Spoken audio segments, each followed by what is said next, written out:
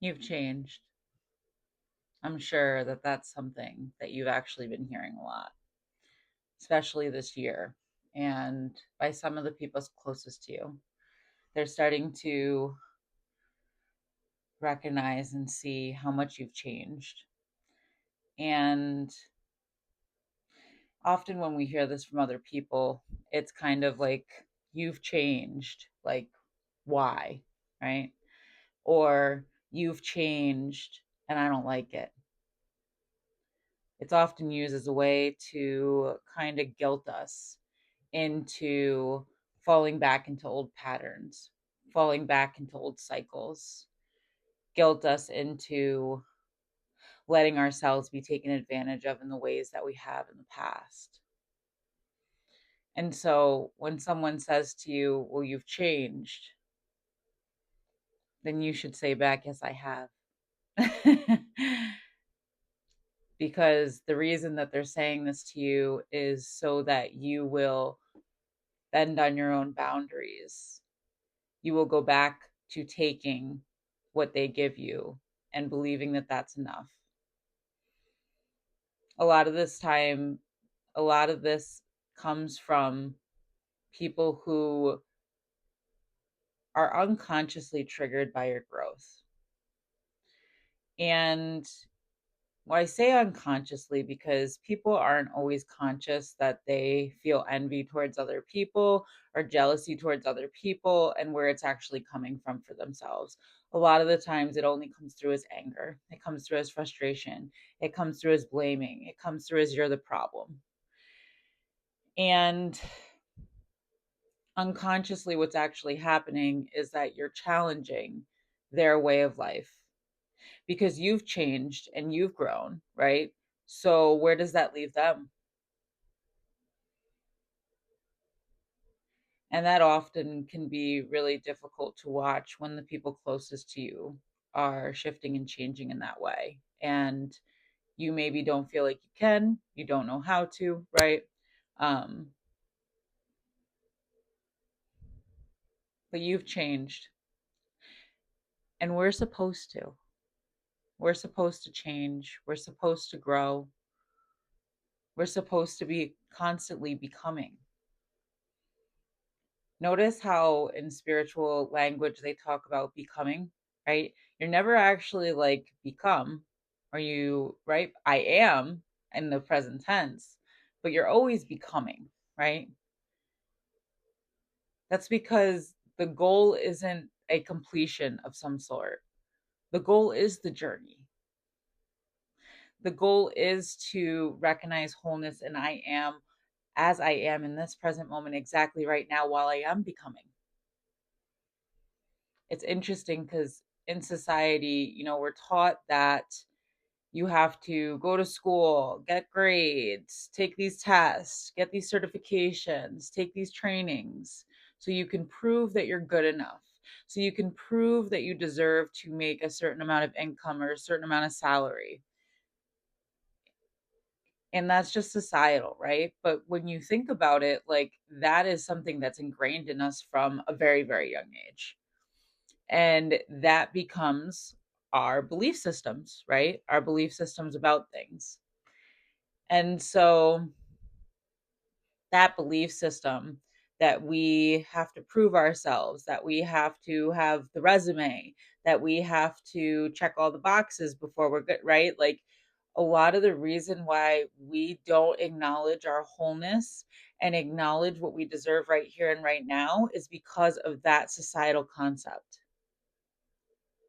That concept alone bleeds into many different areas of how we view what we deserve, how we view rest, how we view productivity, how we view success. And a lot of the time, we're not even aware of it until we're aware of it, right? Um, and I started this message with you've changed. And that's because you have changed. You're meant to change, you're meant to grow. We're consistently here to grow and change. And it kind of reminds me of this quote I used to love that was like, if a shark stops swimming, it's dead. I definitely used to think about it more so in like that productivity way of overdoing and overworking, like that workaholism way, right? Which is like societal from what I just stated. But it also is kind of like this idea that if we're not constantly growing, if we're not constantly like keeping our mind active and like doing things that we enjoy, right? Like what's the point? We're just becoming mindless robots. So what's coming through for me, and I do want to talk a little bit about this today because it's coming through pretty heavily, is the idea of school. So I don't know if you guys know this, but I'm going to drop it. So during the Industrial Revolution, there was the idea of school that was presented and came to fruition. So school was not a thing like it was until factories started becoming a thing and the Industrial Revolution happened. And that's when school really started. And they sent us to school to create good workers, to create salaried workers, right? To create 9 to 5 workers. So you would go to school all day, right? And then they would send you home with 3 hours of homework so that you would work off the clock to kind of create this belief system around overproduction associated with, the behaviors around that, right? And so this is how they started to kind of create the mindset that that's what you need to do to live, that's what living is, right? That's what living looks like, and that's what everybody is expected to do to live. And when you look at the world nowadays, that is still true that many people believe that, right? I think many people are starting to step away from that more and more, but many people still believe that concept that you need to work a 9 to 5 to be successful, to live, to have a life, to be seen as productive, to be seen as a good citizen, right? Um, and all of that kind of started with the schooling system. And that was a big part of the start of all of that. And we really, because of that way of thinking and believing, have learned to structure our identity and our worth around what we do for work. And so, you go out to a gathering or you go out to a party or whatever, right? First thing people ask you, especially in America, is what do you do for work, right? Like it's the only thing that actually matters. It's the only thing that actually gives you worth. It's the only thing worth talking about. What do you do for work, right? How do you make money? How do you live, right?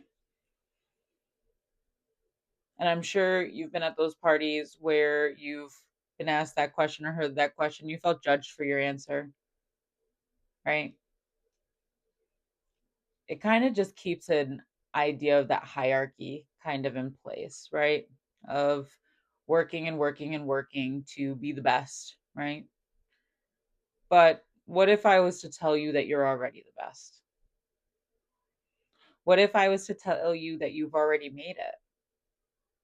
What if I was to tell you that you have always been success? You've always been whole. You've always been worthy. You'd be like, well, Crystal, how, why? What do you mean? Tell me more, right? And this is how this word just keeps coming through. So I'm just going to say it. This is how brainwashed I think our society is. And like this way of living for so long kind of leads you to be. And so when you go through an awakening, you are unlearning, right? You're unlearning a lot. You're unlearning everything that you've been taught to believe is true, everything that you've been taught to believe that you're supposed to do, that you're supposed to need, that you're supposed to want, right? And it can feel like a lot for sure. Because if you think about it, most of us have been in school for the first 12 years of our lives, if not longer, right? And then you're supposed to go to college, right? So the shift in these things is really very deep rooted.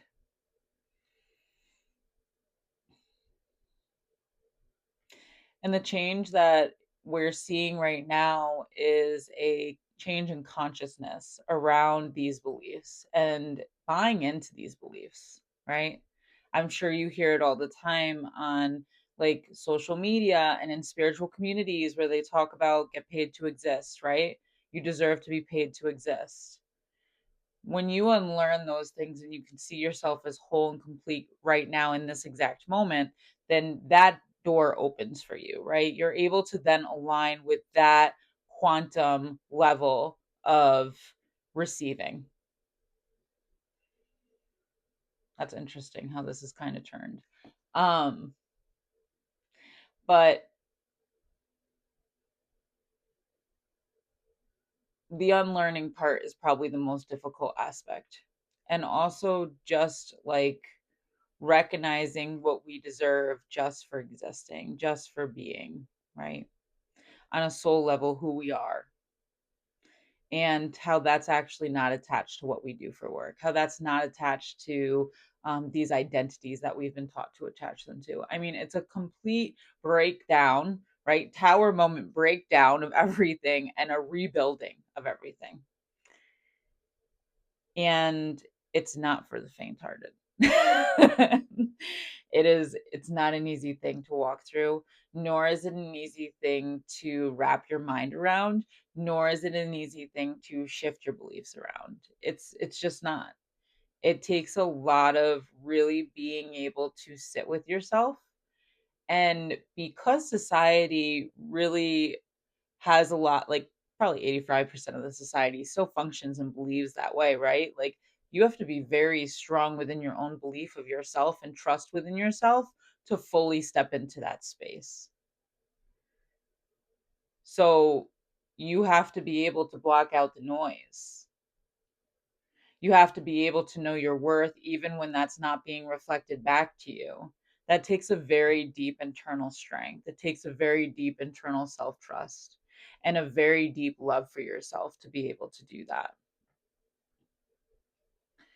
And so when people say you've changed, you have, but in ways that are very difficult for other people to change who cannot look at themselves. Very difficult for other people to change who don't want to change or who are comfortable where they're at or they haven't hit their rock bottom, right? And everybody's rock bottom looks different, let's be real. And so it can be hard, I think, when you're moving through your awakening and, people are saying that you've changed and they just can't understand it. They can't understand you, right? And the reality is there's a long period of time where you end up being by yourself in that space where you're the only one that understands yourself. I mean, the beautiful thing about this time and age is that we get to go online and find people that also understand us in the same way. And that's beautiful. And I am very grateful for being born in this age because it definitely makes it a little bit less lonely being able to hear other people talk about the same things, even if they're halfway across the world, even if they're nowhere near me, even if we're not even connected personally. It is so nice to be able to have that kind of connection regardless. And so I think what's coming through, and this is interesting. So I don't know how many of you have used like AI during the time of your spiritual awakening to ask questions or whatever, ChatGPT very specifically, but it's changed over the course of the past year. And I kind of noticed that over the last couple of months that when I would ask it questions, it was very judgmental and it wasn't like that previously. And I thought that was very interesting. So it used to be a really good, helpful tool, but it's just not anymore. And I'm wondering if it's because they don't want people to awaken or the rising of consciousness is a threat, right? I'm not really sure exactly. I have my theories, just like you may. But it used to be a really great tool, and it's really turned into kind of like a little judgmental in the way that it talks about things and the way that it goes through things. And so it's kind of pushed you back into like being on your own and feeling on your own in some ways, and having to seek these people out in communities online to find people that really connect with you, so you don't feel misunderstood, so you do feel understood by somebody, so you can connect with somebody, even it's not like on a one-on-one level, like in general, so that you don't feel alone. And I think that it's great that we have this online to be able to do that with each other, especially because it feels like we're spread out everywhere across the globe right now. I mean, it's happening, like awakenings are happening more and more, but it is really beautiful to know that like you are being connected with people who also understand you and feel, and I think that's also helping with some of the self-trust and stuff too, and like helping with the guidance forward and finding the right people that can help you guide yourself forward, right? Or that can help you guide forward or whatever, right? um and it's nice because not only are you changing, but like you're also seeing other people doing that too, and the more that you hear these messages, the more you realize you're not alone, right? And I think that's like a really helpful thing when it comes to learning how to trust yourself, when it comes to learning how to be whole, when it comes to learning to recognize that you've always been whole, right? When it comes to learning to believe in your own beliefs and not let other people affect that, or like poison it or make you doubt it, right? The internet has been a really helpful way, feel like, to be able to kind of connect with that kind of community in that way. And when you feel like you've changed in your group or in your system, right? It can feel really lonely, but at least we have this one way of recognizing that we haven't. And that just means that the more that you are who you are meant to be, and you are becoming who you're meant to be, right? The more you'll attract in the right people. And there's something really beautiful and hopeful about that. Just knowing that like you're not the only one that thinks that way. There's definitely other people out there, right? You're not the only one struggling with that. There's definitely other people out there, right? And the more that you work through it and overcome it, the more you're going to attract those people in that will be soul family, that will understand you, right? You will not be in this space forever. You will not be struggling forever, right? This is a for now kind of thing, and it will shift and it will change. And the more that you change and you grow, the more you will move into that space, right? And I think like just keeps you going. It keeps you moving forward. It keeps hope in your heart. It keeps recognition that there's something more. At least it has for me. And I hope that it can for you as well. It's always been really nice to know that I'm not alone. And really nice to know that like other people do have the same issues as me, or feel the same way as me, or think the same way as me. And even if they don't, at this point, because of where I am in my own journey, I feel comfortable with that. I don't need other people to reinforce that for me. But when you're beginning to start to build strength and trust and growth within yourself, that's a beautiful way to be able to receive that kind of validation backwards that you need, or that could be helpful for continuing to help you build strength and move forward.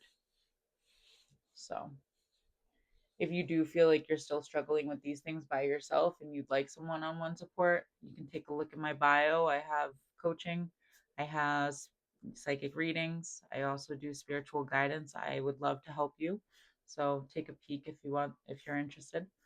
um, but just know that you are changing, and you're meant to, and it's for the better. Even if it's uncomfortable, and causes discomfort at first, it always gets better. Have faith. Know that things will always get better, and that this is not final.